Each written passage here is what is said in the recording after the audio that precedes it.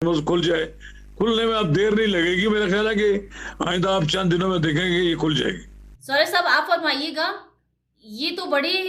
Short term کے لیے بتایا گیا تھا کہ اب تو ایگریمنٹ بھی ہو جائے گا، پاکستان ثالث کا کردار ادا کر رہا ہے تو کوئی معاہدہ طے پا جائے گا، لیکن تاحال نہ کوئی معاہدہ ہوا ہے، نہ کوئی جو ہے وہ گلوبلی جو ہے وہ اکانومی جو ہے وہ سنبھل پائی ہے. کیا وجوہات سمجھتے ہیں آپ؟ جی دیکھیں، میں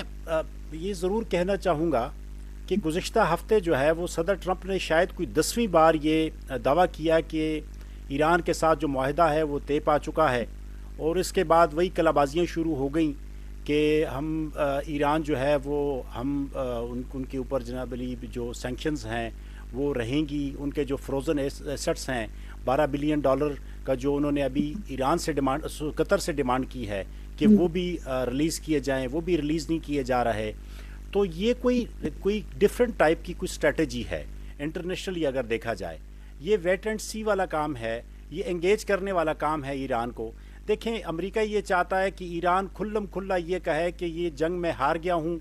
اور امریکہ یہ جنگ جیت چکا ہے، لیکن ایران یہ کہنے کو تیار نہیں ہے. ایران اپنے موقف کے اوپر پورے کا پورا کھڑا ہے، اور جو اس کے یورینیم کی افزودگی والا معاملہ ہے اس سے وہ ضرور پیچھے ہٹا ہے، لیکن وہ اپنا 400-450 جو کلو گرام یورینیم ہے وہ بالکل امریکہ کے حوالے کرنے کو بالکل تیار نہیں ہے. اور وہ آبنائے ہرمز اس شرط پر کھولنے کے لیے تیار ہے کہ جو انیشیلی طور پر جو اس کا فروزن ایسٹس ہیں جو $12 بلین جو قطر میں ہیں وہ فوراً ڈیفریز کیے جائیں، اس کے بینکنگ سسٹم کو انٹرنیشنلی چینلائز کیا جائے،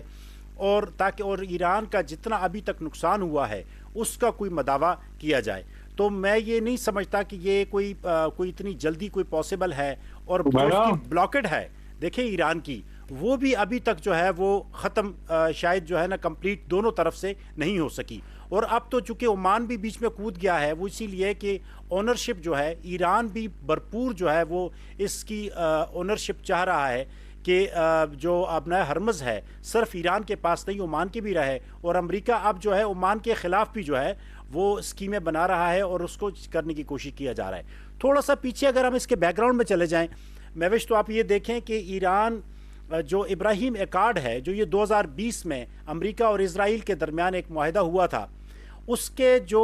ان کا جو منصوبہ تھا وہ اپنا آہستہ آہستہ جو ہے وہ امپلیمنٹ ہونے کو جا رہا ہے اور کرنے کی کوشش کر رہے ہیں. اوریجنلی تو وہ مشرق وسطیٰ کی جو ہے وہ ڈرائیونگ سیٹ پہ اسرائیل کو دیکھنا چاہتے ہیں، اور وہ پورے کا پورا ایک سینٹر، ایک بینک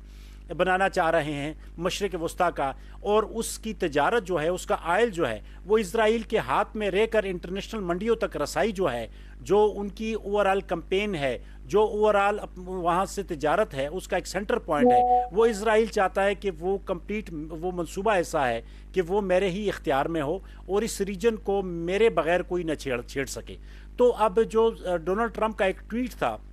جس میں انہوں نے یہ کہا کہ ابراہیم ایکارڈ کے ساتھ جو ایران کا معاملہ ہے اس کو نتھی کر لیا جائے گا، یا اس کو نتھی کرنا ہے، یا ان کو مشرق وسطیٰ کے تمام جتنے بھی ممالک ہیں ان کو ابراہیم ایکارڈ جو ہے وہ تسلیم کرنا پڑے گا. تو یہ اوریجنلی وہ اپنے اس موقف سے تو پیچھے ہٹنے کی کوشش ہی نہیں کر رہے نا، وہ اپنی ہی جگہ پر موجود ہیں. تو میں یہ سمجھتا ہوں کہ یہ ایران والا معاملہ جو ہے وہ کوئی اتنی جلدی حل ہونے والا نہیں ہے. اگر آپ دوسرا ڈیلی ٹیلی گراف یا باقی جو نیوز پیپر اگر آپ دیکھیں انٹرنیشنلی، تو اس میں تو یہ کہا جا رہا ہے کہ جی یہ جو ٹرمپ کے بیانات ہیں یہ انٹرنیشنل سٹاک میں چونکہ ان کی اپنی فیملی اور ان کے قریب ترین لوگوں کی انویسٹمنٹ ہے، تو وہ صبح کسی کوئی اور